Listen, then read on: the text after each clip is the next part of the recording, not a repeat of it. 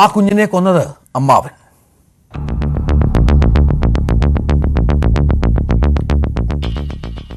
ബാലരാമപുരത്ത് 2 വയസ്സുകാരിയെ കിണറ്റിലെറിഞ്ഞ് കൊന്നത് അമ്മാവൻ തന്നെ. ഹരികുമാർ പോലീസിനോട് കുറ്റം സമ്മതിച്ചു. പ്രതിയെ വിശദമായി പോലീസ് ചോദ്യം ചെയ്യുന്നു. അമ്മയും അമ്മാവനും പ്രതിയാകും. അച്ഛൻ ശ്രീജിത്തിന് പങ്കില്ലെന്നും പോലീസ് വ്യക്തമാക്കി. വി അരുൺ ഏറ്റവും പുതിയ വിവരങ്ങളുമായി ചേരുകയാണ്. അരുണ്, ഒരുപാട് ദുരൂഹതകളുണ്ട്. ഈ അമ്മാവന്റെ മൊഴി പൂർണ്ണമായും വിശ്വസിക്കാൻ പോലീസ് തയ്യാറായിട്ടില്ല എന്ന് മനസ്സിലാകുന്നു. ഇതുവരെ പുറത്തു വരാത്ത കാരണങ്ങളുണ്ടോ ഈ കൊലപാതകത്തിന് പിന്നിൽ?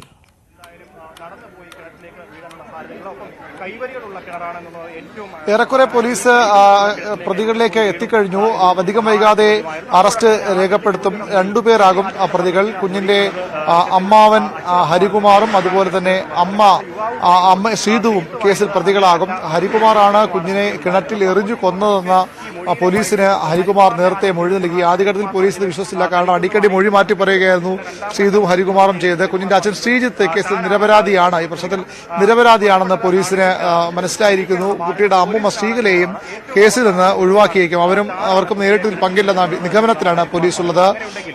അധികം വൈകാതെ പോലീസിന്റെ ഒരു സ്ഥിരീകരണം, വാർത്താ സമ്മേളനം ഉണ്ടാകും. അല്പസമയം ഡിവൈഎസ്പി നമ്മോട് സംസാരിച്ചു.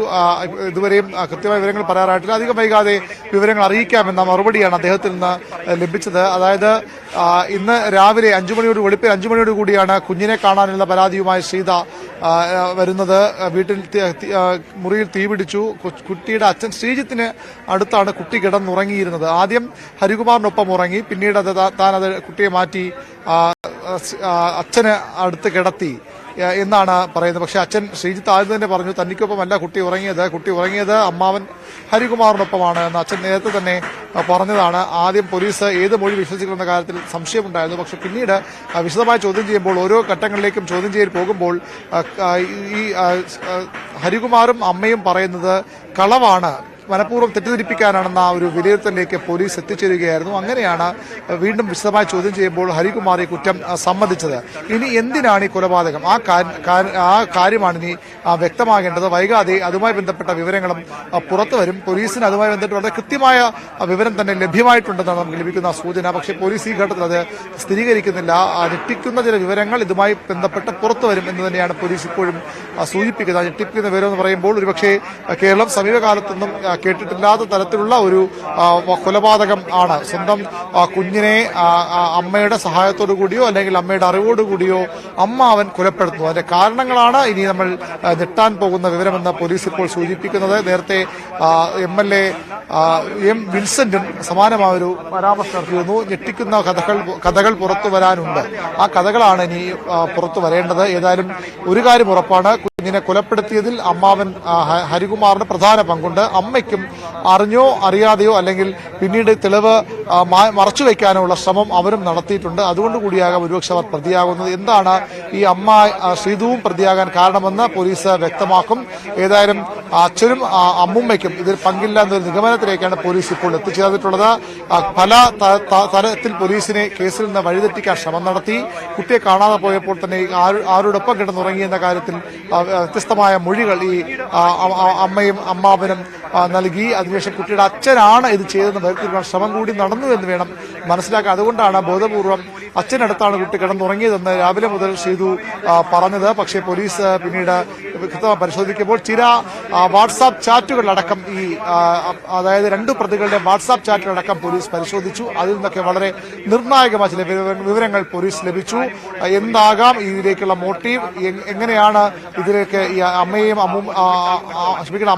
അച്ഛനെയും അമ്മൂമ്മയും ഒഴിവാക്കാനുള്ള കാരണങ്ങൾ, എന്തുകൊണ്ട് അമ്മാവനിലേക്കോ അന്വേഷണം എത്തി എന്നൊക്കെ തെളിവുകൾ സഹിതമാണ് പോലീസ് പിന്നീട് ചോദ്യം ചെയ്തത്. ആ ചോദ്യം ചെയ്യലിലാണ് ഈ പ്രതികൾ കുറ്റം സമ്മതിച്ചതെന്നാണ് ഇപ്പോൾ മനസ്സിലാകുന്നത്. നിരന്തരം മൊഴി മാറ്റി കൺഫ്യൂസിംഗ് ആക്കി പോലീസിനെ മാറ്റാൻ, പോലീസിന്റെ ആശയക്കുഴപ്പത്തിലാക്കാൻ വലിയ ശ്രമങ്ങൾ നടന്നു. പക്ഷേ ഇപ്പോൾ ഏറെക്കുറെ പോലീസ് പ്രതികളിലേക്ക് എത്തിയിരിക്കുന്നു. അതാണ് സാഹചര്യം. ഏതായാലും പോലീസിന്റെ വേർഷൻ ഈ വിഷയത്തിൽ വളരെ കൃത്യമായി തന്നെ പോലീസ് ഈ വിഷയത്തിൽ പ്രതികരിച്ചിട്ടുണ്ട്. ഡിവൈഎസ്പി മാധ്യമങ്ങളോട് സംസാരിച്ചിരുന്നു. വാക്കുകളിലേക്ക്. മറ്റു കാര്യങ്ങൾ ചോദിച്ചുകൊണ്ടിരിക്കുന്നേ ഉള്ളൂ. ഒന്നും ആയിട്ടില്ല. അത് പിന്നെ കുറച്ച് സമയം വേണം. കുറച്ച് സമയം എടുത്തേ ചെയ്യാൻ പറ്റും. കുറച്ച് സമയം വേണമെന്നാണ് പോലീസ് പറയുന്നത്. ഇപ്പോഴും ചില സംശയങ്ങൾ പോലീസിന് ബാക്കിയുണ്ട് എന്നുള്ളതല്ലേ ഇയാൾ പറയുന്നത്? പൂർണ്ണമായും ഈ അമ്മാവൻ പറയുന്നത് പൂർണ്ണമായും പോലീസ് വിശ്വസിക്കുന്നുണ്ടോ അരുൺ?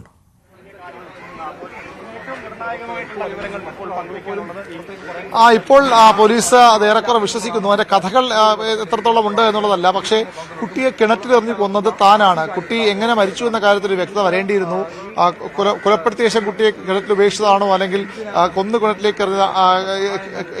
കിണറ്റിലേക്ക് എറിഞ്ഞു കൊന്നതാണോ എന്നതിലൊക്കെയുള്ള സംശയമുണ്ട്. പക്ഷേ ഇപ്പോൾ പോലീസ് നൽകുന്ന വിവരം കുട്ടിയെ കിണറ്റിലേക്ക് എറിഞ്ഞാണ് കൊലപ്പെടുത്തിയത്. ഹരികുമാറാണ് എറിഞ്ഞത്.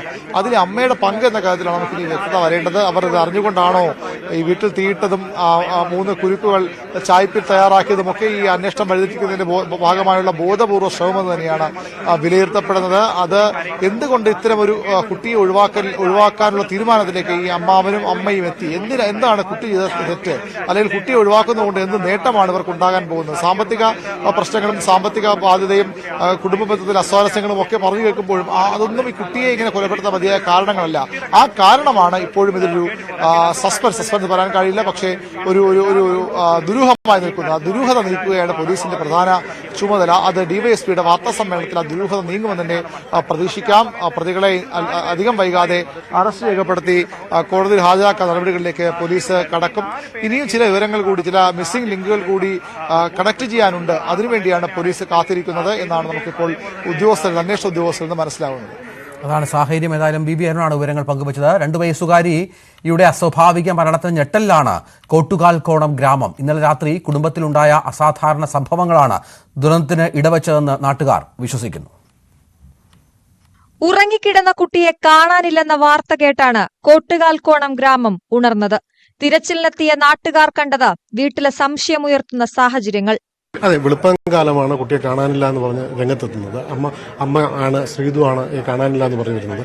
നമുക്ക് മനസ്സിലാക്കാൻ കഴിയുന്നത് അപ്പോൾ തന്നെ എത്തിയ പോലീസ് സംഘത്തിന് ഒരു ദുരൂഹത ഉയർന്നിരുന്നു. കാരണം ഇവിടെ വന്നപ്പോൾ ഒരു അസ്വാഭാവികത ഉണ്ടായിരുന്നു. ഈ പറയുന്ന ഈ അകത്ത് വീട് തീ കത്തിയ ഒരു നിലയിൽ കണ്ടു. അമ്മാവന്റെ മൊഴിയാണെന്ന് തോന്നുന്നല്ലേ? അമ്മാവന്റെ മൊഴിയും ഈ പറയുന്ന അമ്മയുടെ മൊഴിയിലൊക്കെ പോലീസിന് ആദ്യമേ പോലീസ് പറയുന്നത് ഒരു നാടകം കളിക്കുന്നുണ്ട്, ഇതിനെ കൂടുതൽ അന്വേഷണം നടത്തണം എന്നുള്ള രീതിയായിരുന്നു അവർ പോലീസ് പറയുന്നത്. അതിന്റെ അടിസ്ഥാനത്തിലായിരുന്നു ഇന്ന് ഈ രാവിലെ പോലീസ് എത്തി കൂടുതൽ ചോദ്യം ചെയ്തതിന്റെ അടിസ്ഥാനത്തിലാണ് നമുക്ക് മനസ്സിലാക്കാൻ കഴിഞ്ഞത് കുട്ടി കിണറ്റിലുണ്ടെന്നത്. ഇവിടെ വീട്ടിലുള്ളവർ തന്നെയാണ് ഇവിടെ പുറത്തെ ആൾക്കാരടുത്തൊക്കെ പറഞ്ഞു. എല്ലാവരും വന്ന് നോക്കിയപ്പോൾ കുട്ടിയെ കാണാനില്ല.